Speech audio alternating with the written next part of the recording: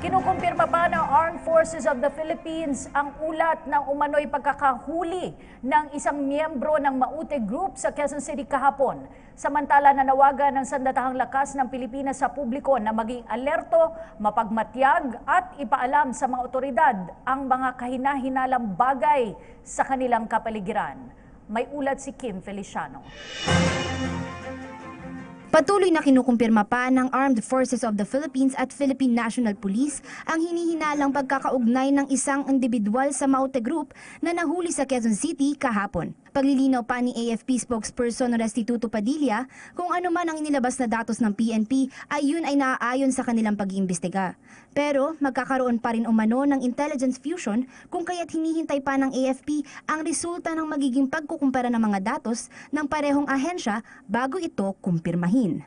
They may have the reasons why they came out with that announcement immediately after the arrest of the individual.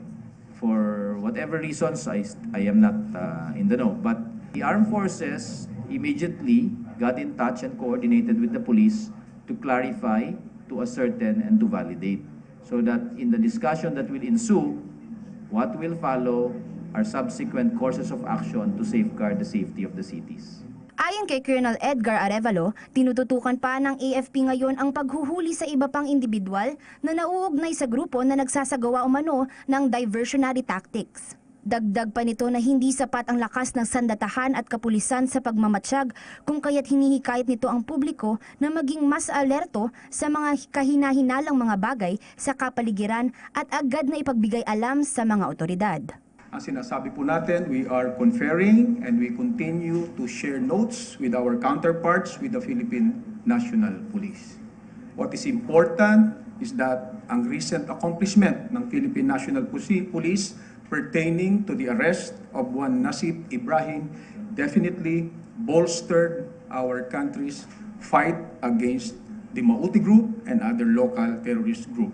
This is why your security forces, your AFP and your PNP are working tirelessly and round the clock to address this particular possibility.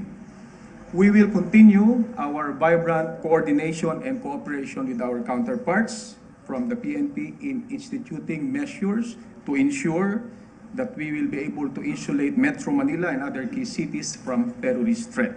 Para sa PTV News, Kim Feliciano.